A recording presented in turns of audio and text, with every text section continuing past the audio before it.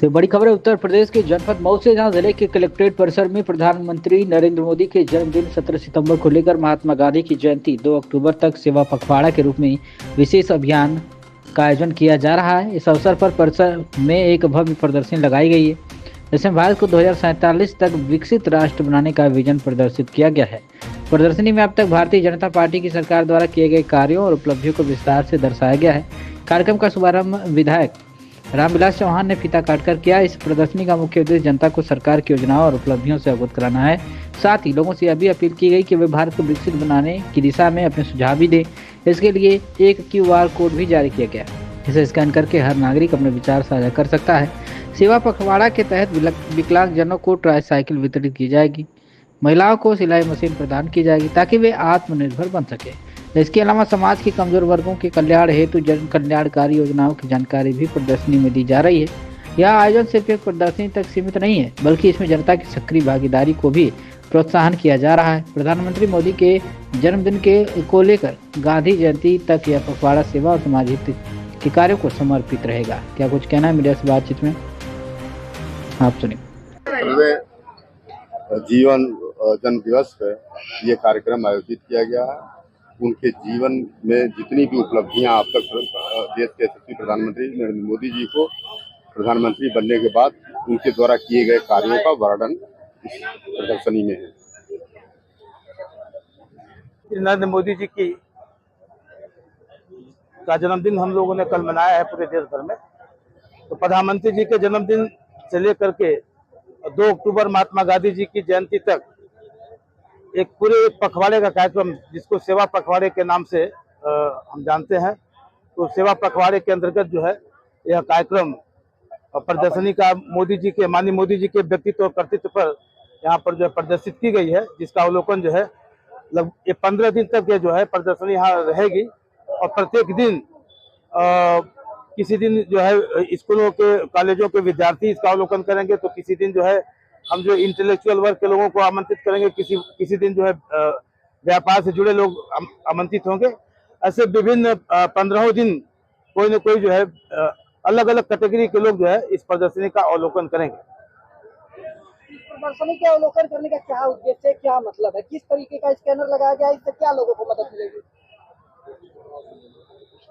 देश के प्रधानमंत्री मोदी जी 2014 से जब से देश की बागडोर संभाले हैं, जो भारत का जो पुराना गौरव था, जो अपना इतिहास था, जो भारत कभी विश्व गुरु कहलाता था, पुनः जो है 2047 तक, आने वाले 2047 तक भारत को विकसित राष्ट्र बनाने का जो सपना, माननीय मोदी जी का जो विजन है, उसको साकार करने के लिए जो उन्होंने संकल्प लिया है, संगठन ने भी लिया, सरकार ने भी लिया है, उस दिशा में जो है यह प्रदर्शनी जो है उनके 11 वर्ष के कार्यकाल या उनके जो है जब से उन्होंने जन्म लिया और कितनी जो है विकट परिस्थितियों में रह करके जो है सामाजिक क्षेत्र में, राजनीतिक क्षेत्र में काम करते हुए जो है प्रधानमंत्री के जो है कुर्सी पर पहुंचने का काम किया है, वह ये काम जनता के लिए या नई राजनीति प्रारंभ करने वाले जो है राजनीतिक व्यक्ति के लिए एक मील का पत्थर साबित होगी, उसके लिए एक नसीहत बनेगी ये प्रदर्शनी।